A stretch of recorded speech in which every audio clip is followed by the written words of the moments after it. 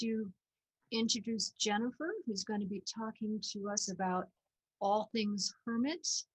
And given the number of people who've signed on today, I have a feeling there's a lot of interest in knowing knowing what's the man behind the myths. So I'll leave it at that, and we will hand it over to you, Jennifer. Thank you.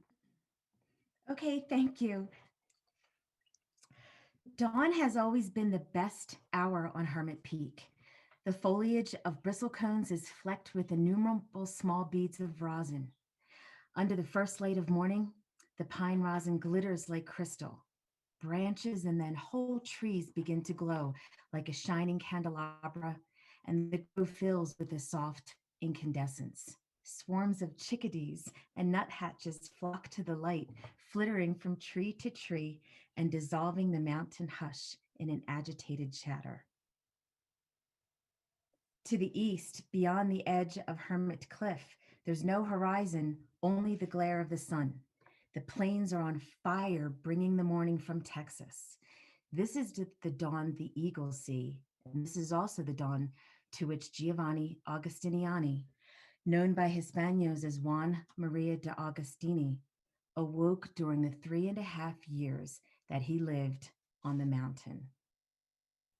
Good morning. My name is Jennifer Lindline. I'm a professor of geology and chair of the Natural Resources Management Department at New Mexico Highlands University. Stories of Agostiniani living in isolation on a cave atop Hermit's Peak have long intrigued me, as well as countless others who've walked the trails and admired the mountain for more than a century. I myself have hiked Hermit's Peak numerous times, and on every occasion, I've thought about and marveled at the life of Agostiniani. Today, I'm pleased to share with you pictures that I've collected and knowledge that I've accumulated about the mountain and the legend of the Hermit. How many of you guys have hiked Hermit's Peak? All right, we got a bunch of hands raised there. That's great. Okay, so looking here, Hermit's Peak is a notable promontory. It's part of the southeastern Sangre de Cristo Mountains, and it's perhaps the most widely recognized landmark in the Las Vegas area. The mountain, shown here right about in the central area of this Google Earth image, it majestically dominates the landscape and rises at an elevation of about 10,263 feet.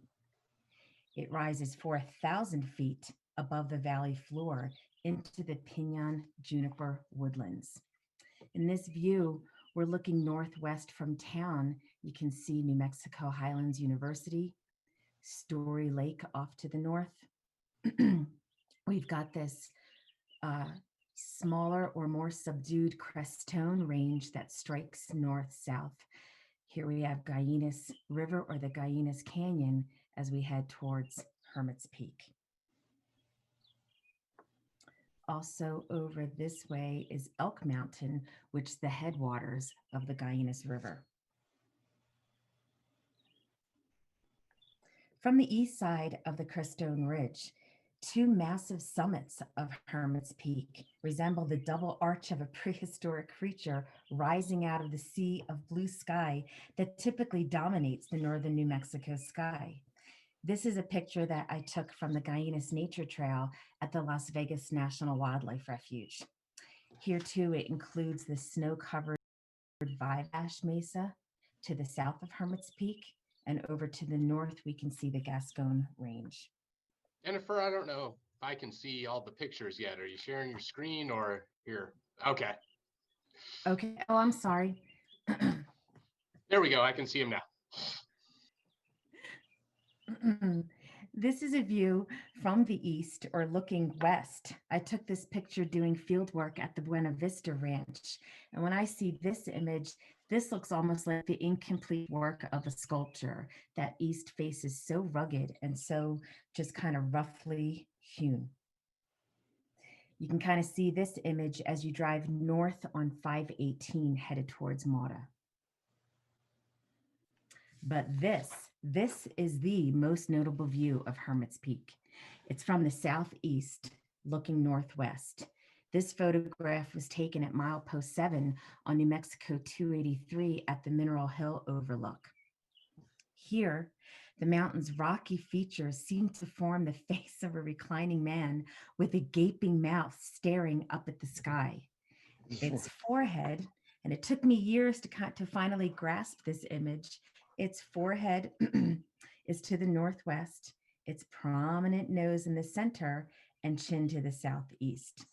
Like I said, it took me years to realize this image, but I think I was always looking at Hermit's Peak from other views around town. This resemblance may account for the names of Porvenir Creek and the village of El Porvenir, southeast of the peak. The Spanish words El Porvenir translate as the future or he of the future.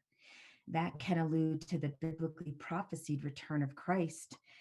And we know that the peak has had a strong religious significance to Hispanic residents in the region, in large part by the legacy of the mountain's sole inhabitant, penitent Giovanni Maria de Agostiniani. The mountain was known to early Spanish settlers as El Cerro del Tecolote, or Hill of the Owl. That changed when Agostiniani arrived in the area in the 1860s. His worldwide travels and life of prayer, seclusion, modesty, and kindness have mystified and intrigued those who have walked the trails and admired the mountain view for more than a century. So Hermit Peak, the mountain itself is composed primarily of granite and granitic gneiss. Granite, it's a very hard crystalline igneous rock consisting mainly of quartz, feldspar, and mica minerals. It's commonly used as an ornamental facing stone for buildings, monuments, and other exterior projects.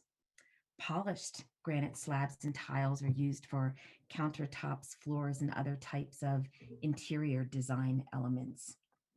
Granite is the rock type that makes up the root of many mountains throughout the world and in New Mexico, and it's the foundations of the crust of our planet. I use the word granitic gneiss because it's a type of granite whose minerals have been recrystallized into a strong planar pattern. A large majority of the rocks on Hermit Peak show just that type of pattern. This spectacular foliation or this mineral alignment trends north-northwest, and it bears evidence to all of the different processes, the formation, the assembly, the deformation, and the final stabilization of continental North America during its earliest histories. That planar fabric in the rocks is expressed even in the geomorphic evolution of the landscape. This is another Google Earth image, and it shows that northwest striking kind of pattern reveals itself also in this steep canyon of El Porvenir, as well as many of the other tributaries and clefts along the mountain front.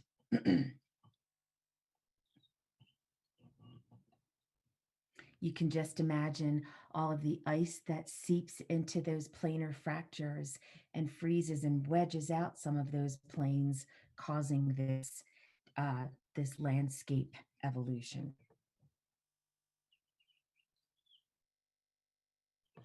Now, when we think of a hermit, the contemplative life of a hermit, it's been a long-held career and a noble one. Hermit monks and nuns were always present in the Oriental and Eastern communions from the 4th century on. These were men and women of strong and saintly character whose lives commanded respect and awe. Here we're going to talk about our hermit, Giovanni Agostiniani, and his incredibly interesting life. Agostiniani was born in 1800 in Novara, Italy. He was born to wealth and nobility. He received a formal education. He learned Latin and French, and he studied theology. He studied for the priesthood, but he never formally took on his vows.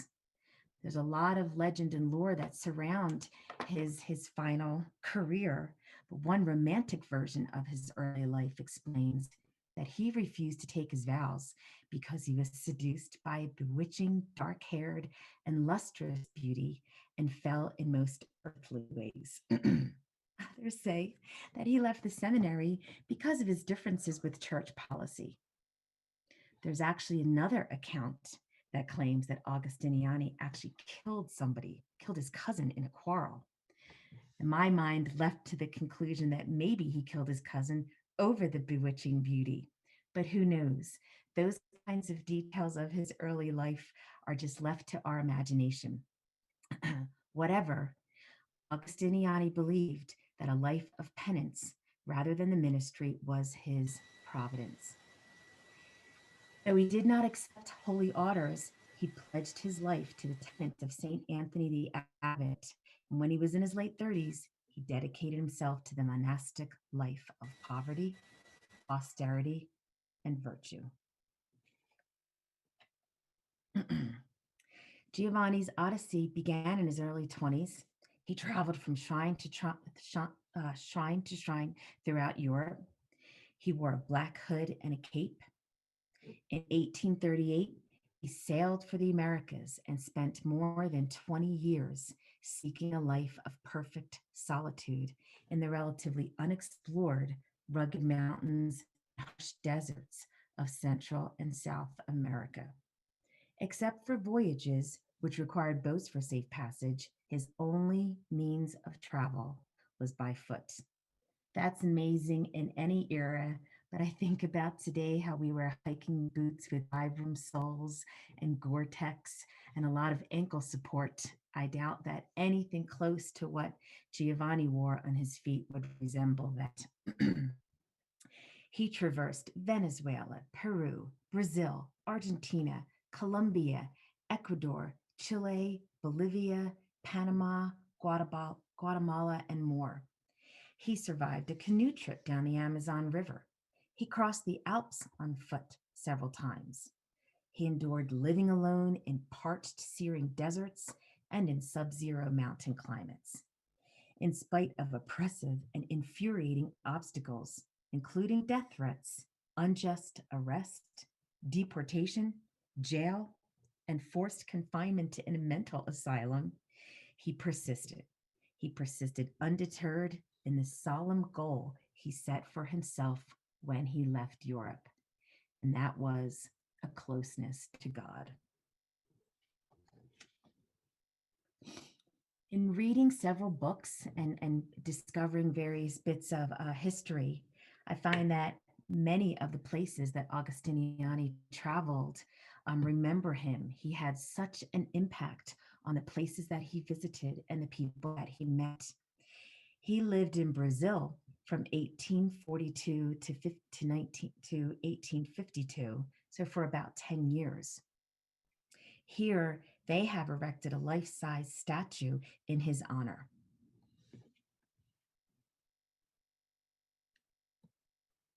But seeking change and another continent, Agostiniani moved on to North America, passing through Cuba. In Cuba, he was hailed as an extraordinary adventurer and proclaimed the wonder of our century. After his arrival in New York, he walked to Canada. He remained there for nearly half a year. Then he returned back to the US. He found himself in the United States in the 1860s during the Civil War era. By this time, he was a venerable old man in his 60s. He had a lengthy white beard, a thin form, brown eyes, and that long, gaunt face that we remember from the few pictures that exist. He still wore his black cape and hood, and he now relied on a walking staff.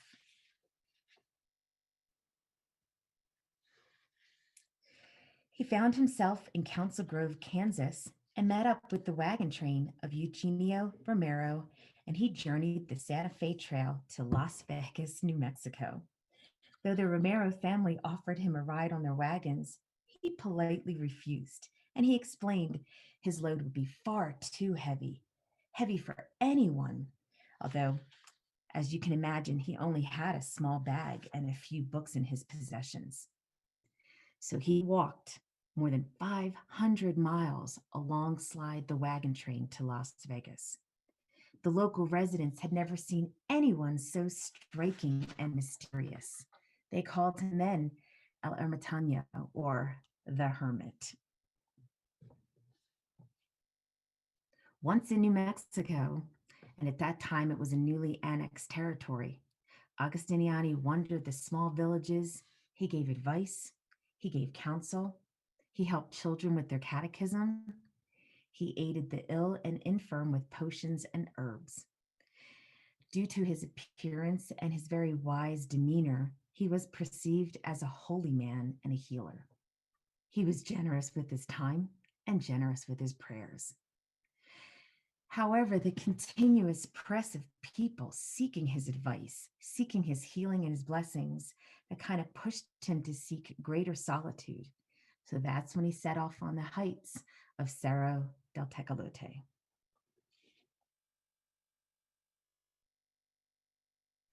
This is an image from the New Mexico Museum Photograph Archives.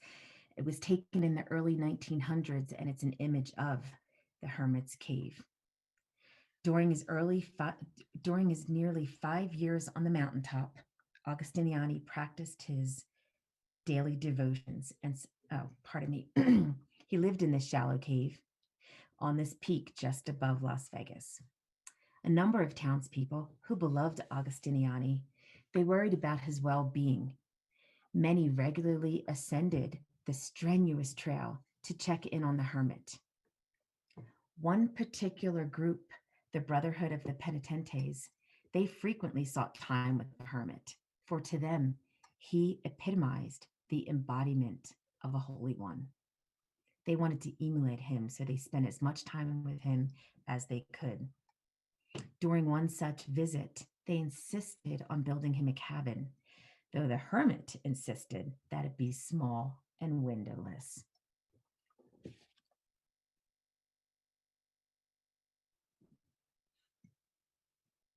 Agostiniani practiced daily devotions, and he subsisted on a diet of atole and water. He spent his days carving religious trinkets and charms, which he then sold in Las Vegas for pennies each. He used his earnings to purchase cornmeal. That was basically his only substantial expense. And when he came to town, or when individuals visited him, he bestowed blessings and shared his healing herbs. Again, many people hiked the trails and made their way to his quarters so they could have his time and seek some of his wisdom. Agostiniani had made an arrangement with Sam Watrous of La Junta, which is now Watrous. He, like many others, worried about the hermit, and he asked him to make a signal fire at the edge of the cliff once every 3 or 4 nights, just to show that all was well. If there ever wasn't a fire, Sam Watrous would know that he needed to come to the hermit's aid. In all of the years that the hermit lived on the mountain, there was always a fire.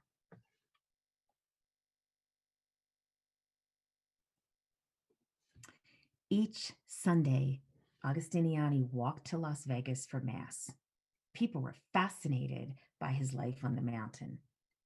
The Las Vegas Daily Optic reported, in quotes, people for miles about were so impressed with the religious character of the newcomer that they commenced making their own pilgrimages in large numbers to his lonely dwellings.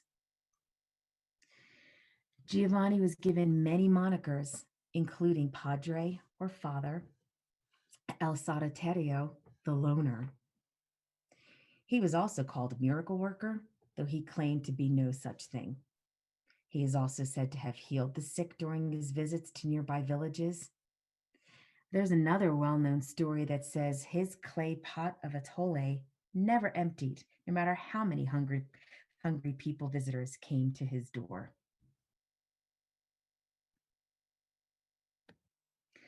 One of the most popular miracles assigned to Augustiniani is the bringing forth of spring water on the mountain by him striking the ground with his oak staff to quench the thirst of the laborers who built him his quarters.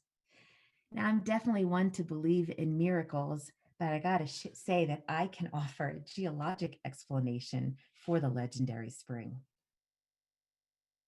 This spring, seen here in a picture, it still exists along the trailhead of Hermit's Peak. It can be explained as what geologists classify as a contact spring. And there's a crude illustration here in the upper left.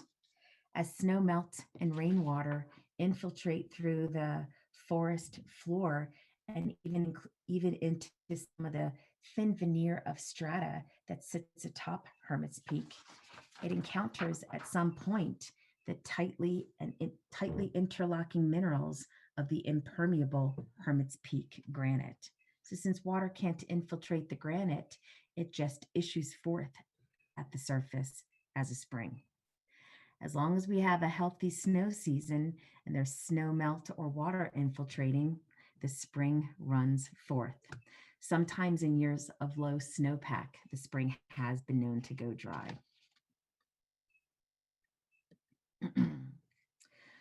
Eventually, eventually, Augustiniani felt the call to move onward. As much as he loved all of the visitors who came forth to meet with him and share his healings and his blessings, he departed his humble dwellings. He journeyed 300 miles south, made a new home for himself in a cave in the Oregon Mountains. Just like the Romeros and just like the Sam Watrous, he befriended a local family, the Barellas, and they too fretted about Augustiniani's safety. They requested that he light a signal fire every few nights so that they would know he was all right. One Friday night in the spring of 1869, the Barellas' fears were realized. When the usual fire, it failed to appear. The hermit was now 69, and sadly, he was found murdered or dead in his Oregon Mountain cave. When he was found, he was wearing a penitential metal girdle full of spikes and lying face down on his crucifix with a knife in his back. He was murdered by unknown assailants for unknown reasons. The motive was clearly not robbery, because there were many valuable items, including his large silver cross, silver rosary, and silver jewelry. They were all discovered near his person. There was a local priest indicted for his murder, but he was never tried.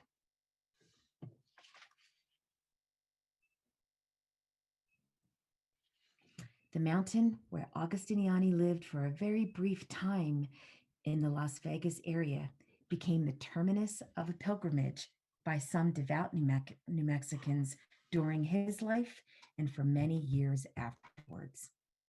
Until recently, a trail along the top of the highest central part of the mountain was marked by large hand-hewn wooden crosses that were erected by the Sociedad de El Ermitaño, or the Society of the Hermit. These crosses were part of making this subalpine kind of Via Crucis, or Way of the Cross. The last station at the eastern brink overlook was marked by these three crosses. This is a picture of me and my husband Bill on that eastern overlook from back in October of 2000. Those three wooden crosses are shown in the image. Occasionally, though, one is reminded of the Society of the Hermit's solemn tradition and Las Vegas' religious connections to the mountains. During a hike last summer, my daughter Frances and I came across this single cross in the woods on Hermit's Peak.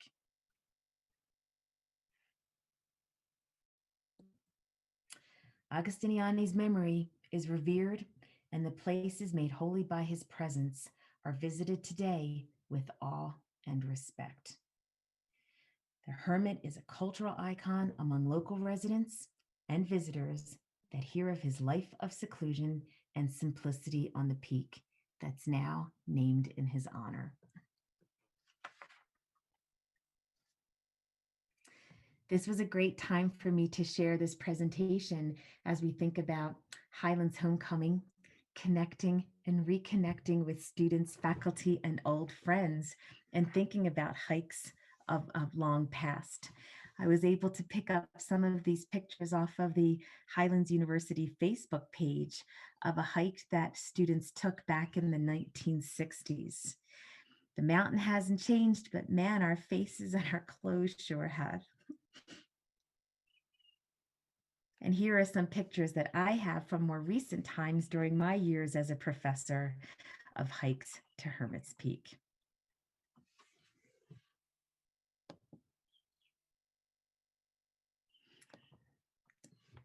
So I'm happy to answer any questions that you guys have. Much of what I've picked up over the years about the Hermit was through stories. Some of it was through books. And that initial image that I had at the beginning of my presentation and the quote underneath was taken from a book by William Du Bois on enchantment and exploitation, the life and hard times of a New Mexico mountain range. In it, he has a chapter on the Hermit, and many other authors do as well.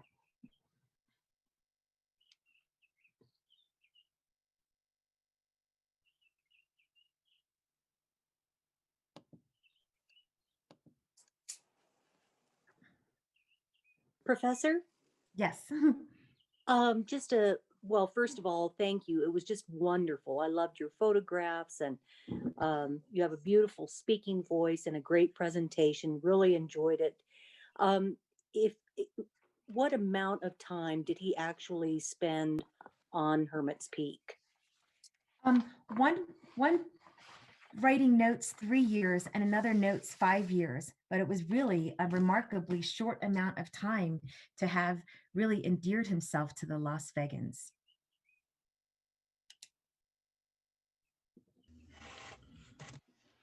Thanks again. You're welcome. Very good. Thank you, Dennis.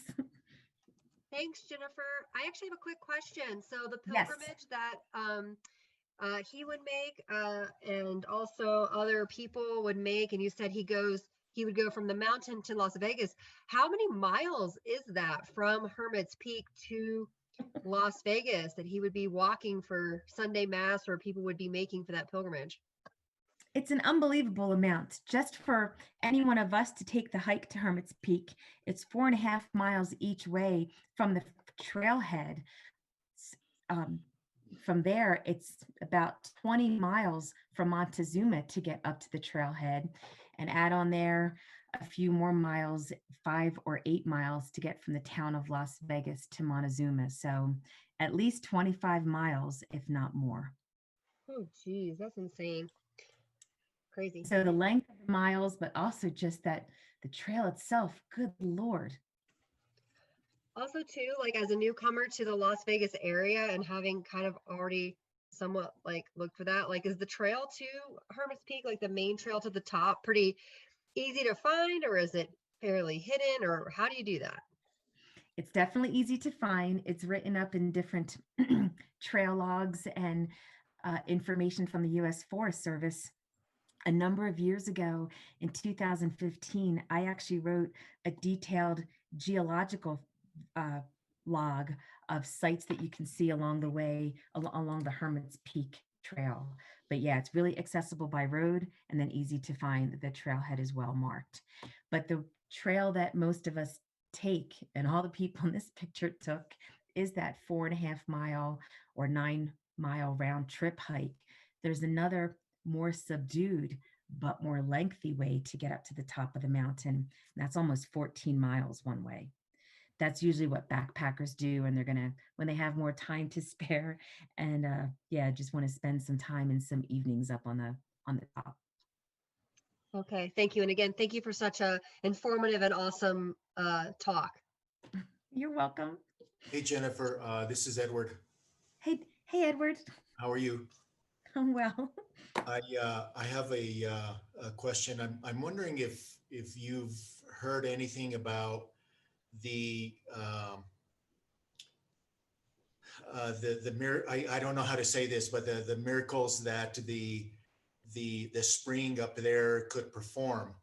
Um, when I was a little boy, my great grandmother took her son that was born blind with the belief that if she would bathe him in that spring, that he would get his sight back.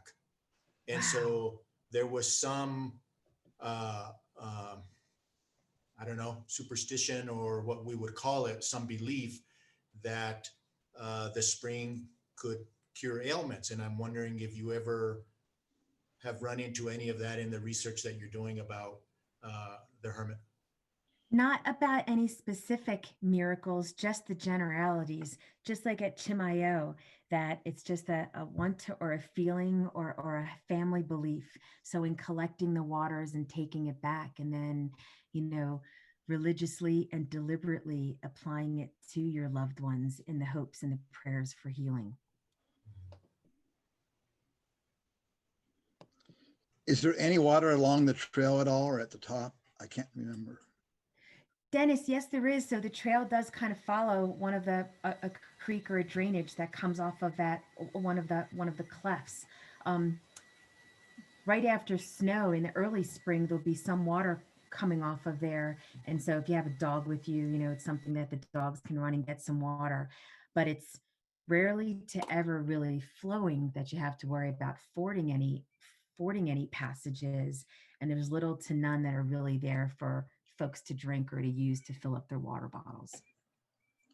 But thank you so much for your talk. You're welcome. My pleasure.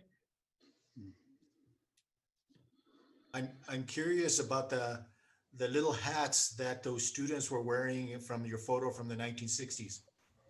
That was our freshman beanies. We had to wear that for the first, unless we won the first game. We won the first game, we could take the hat off. Otherwise, we had to keep them on until they won a game. Sometimes that was a long time. Wow. That picture at the bottom left looked exactly like me in 1965. Interesting. Wow. Who knows? This is this is Katie. I'm the university archivist. These images actually came from the 1961 Southwest wind. So these would have been fall of 60. Okay. Good eye, Dr. Martinez.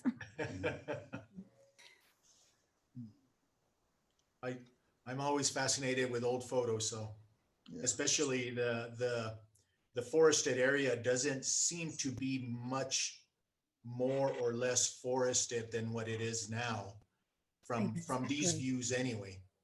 So Yeah, climbing Hermit's Pink went along with painting the age on the mountain a day later. So we had plenty of exercise that first week. Dr. Martinez, I'm curious, was your relative cured by your great-grandmother's administration? Unfortunately, he wasn't. There was a lot of faith because she lived in Manuelitas and she walked all the way from Manuelitas to the top of the spring. And so, of course, she went through probably there by Prichloff Ranch and cut that trail on the other side. So. When I was putting some things together this weekend, I found an article and I thought it was going to be something from years and years ago. It was actually from the fall of 2019 in the Smithsonian Magazine. And it's an article that's available online and I'm happy to share with anybody if you email me.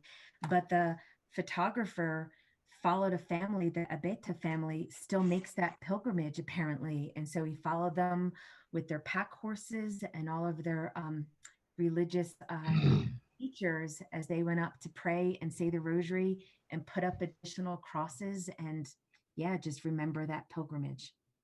Those are the hermanos, the hermanos, one of the brotherhoods of the penitentes from that area. And there was a young man who was a geology major a number of years ago. He hadn't been up to the peak himself, but he had mentioned that his dad was part of that group. Jennifer, you mentioned a log that you have prepared for the trail. Is that Yes. available online, or have you made it public? It is in the New Mexico Geological Society's 2015 Fall Field Conference guidebook, but I can take a snippet of it for you or clip it for you and send you the trail log if you'd like. I would like that too. Yes. Okay, sure.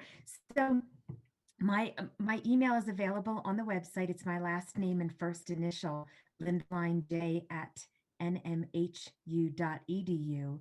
So send me an email and I'm happy to share that with you. Thank you. Thank you. So we have a question from the chat. Joni Chavez is asking if any of his carvings still exist. That's a good question. I was thinking that myself. I haven't found any references to that. I had some images that I took off the web from that Smithsonian article.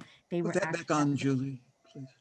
that was actually a carving from the Abeta family. But yeah, there isn't anything that I'm aware of in any museum or holdings that are specifically referred to as coming from the Hermit.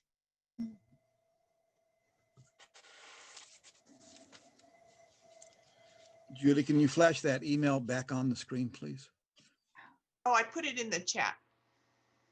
Okay, thank you. See it? Jennifer, do you mind going to the, I Got it. apologize, I joined a little late and I didn't see your outline of the face, and I was wondering if you could repeat that. Sure. I started to say that in my early years as a professor, when everybody talked about the old man of the mountain or they talked about the face, I never could see it, could not see it. But I think I was always looking at it from not the best viewpoint. But when a former student, Cordell Ariano, took me here to Mineral Hill, I could finally see it. So yeah, and I showed the slide to my daughters the other day and it took them a couple minutes and then they all said, oh yeah. From the forehead to the nose to the prominent chin.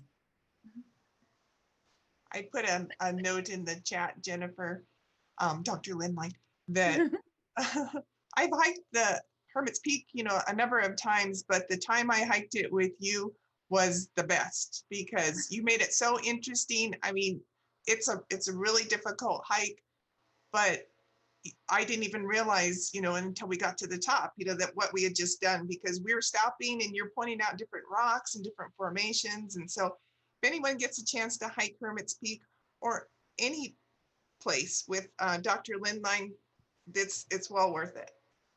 Thank you. Thank you very much for those kind words.